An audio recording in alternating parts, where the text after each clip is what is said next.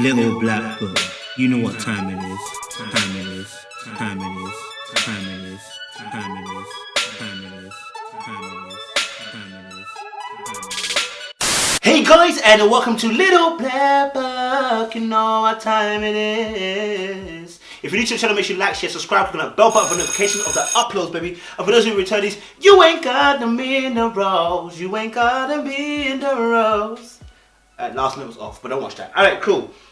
So this one's called De-Escalating an Argument. So, just quite recently, I was watching Pastor Tommy Oromi on Light London's preaching page, and he was talking about a scenario which I had just gone through a few days earlier. And he was talking about obviously how he had his wife said something to him which he felt he took offense to. He went to his room, he was angry, ready to formulate words to just diminish her, and then he just heard the Lord say, "Prostrate before me," and then he reacted in a different way. And I think that's what I want to talk about today. So I went through a situation quite recently where I'm a person that always talks about communication. And you know what, in the last few months, I've been really tested in terms of what is actual communication. So I actually broke down the word, and the word is this, says, communication is the imparting or exchanging of information by speaking, writing, using, or using some other medium. So imparting, exchanging. And the question I ask myself is, what do I want to impart into the other person?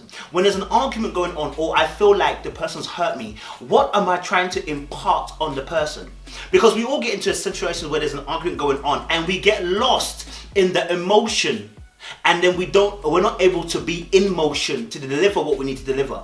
You understand? So sometimes you are stuck in a place of the emotion, which is going to cause you to react in a certain way, but you're not in motion. And by being in motion, what I mean by that is actually beginning to be fluid and reacting to a situation accordingly. You understand? And so because we have these emotions that react, and then they hold us in place, and we feel offended, we feel hurt, we feel disappointed, you know. And then I even broke this down. I said, look, you know, when you break it down, you know, I felt I had my side. Yeah, you ever felt like I have my story, I have my side.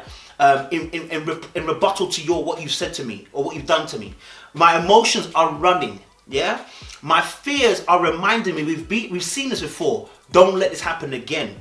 And you know, and the next part is that you don't want to make the same mistake as maybe you've made in the past, so that begins to speak to you. And then and then you're like, okay, how do I communicate all that to the person without showing parts of it? Because oftentimes what happens is, when we begin to communicate to the person, all of those voices are coming in, right? And it comes as one voice, but all of it has filtered into what you're about to say. Your feelings of fear, your feelings of insecurity, your feelings of pain and hurt from the last conversation you may have had, which you felt like you didn't say all you need to say. And sometimes when you're running on the flesh, all right, and when you're running on emotions, what comes out of your mouth is not an impartation that you wanted. It's an impactation that creates another negative domino effect that leads to a certain place in the future. Now, when I was involved in this argument, when I was involved in this particular situation, my first thought was, what do I want at the end of this? Because I've been single for 2 years, I've been thinking about these kind of things for a very long time. You understand? I've been thinking about situations like this for a long time. So it's made me God has forced me to come to a place where being patient with certain things and checking the way that I react to certain things. So when this situation came, I said to myself, okay, what's the result that I want? If I want another argument down the line, or I want to fight you down the line, or I want to use ammunition down the line, then I can attack you right now. If I want a suitable solution to this situation that's going on at the moment, then I need to check what I'm about to impart into you, because it's about imparting information into you, and hopefully you receive it. And here's a word, I want to just drop this.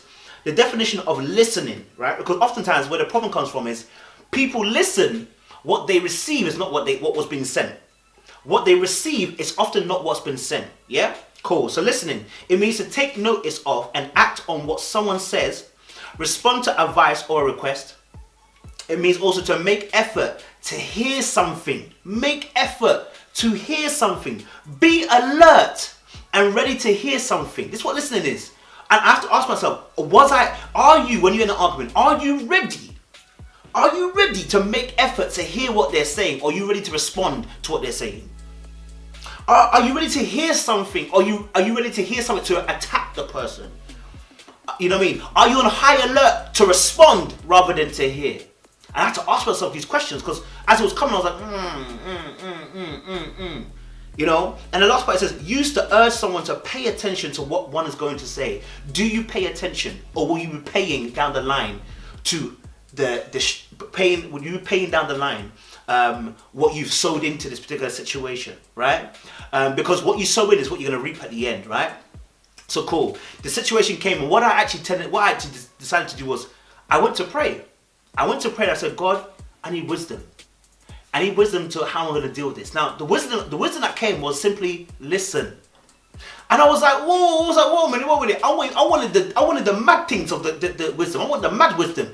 And the wisdom was simply this: listen. And scripture came to me and said, listen, be slow to anger, be quick to listen. Be slow to anger, quick to listen.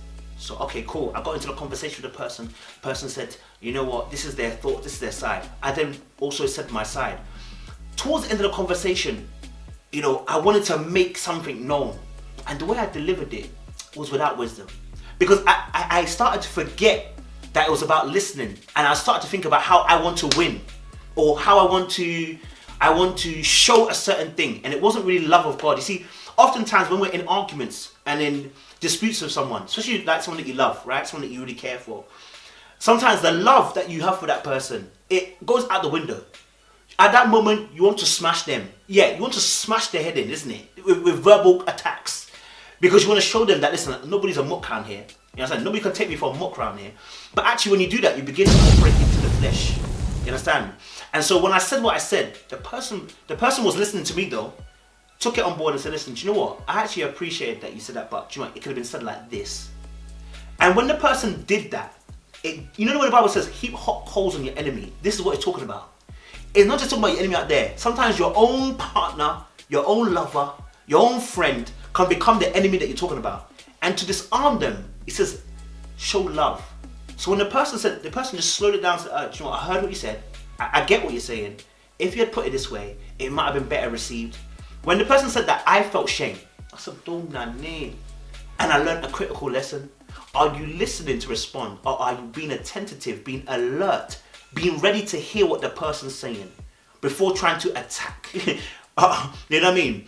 If you're in that place of ready to attack all the time, what you're going to do is you're going to miss the critical details that need to be said. Because you're on heat, you're on running, you're on speed. You understand? So you miss the critical details here and the nuances. And then you forget that you've got your own fears, your own thoughts, your own things that are running in your mind, and that could be affecting the way that you see the situation. So I want to share this with you guys. This is a nice short one. Say, listen guys, whenever you're about to get into an argument, de-escalate. Please, don't launch your mouth first. Launch your ears. You understand? There was 2 ears I had to launch. 2 times I had to launch my ears. One, to go into God and ask Him for wisdom. And then I had to launch myself in physically doing the action. Because faith without works is what? There's an action that comes from the faith. If you have faith, there's an action that will come from that. You understand? And the action was to écouter, listen, as the French would say. So guys, hope you like that. Comment down below. Let us know your thoughts as well. And we'll hopefully share some more small snippets as well. Appreciate you so lots. So loaded. Love, man.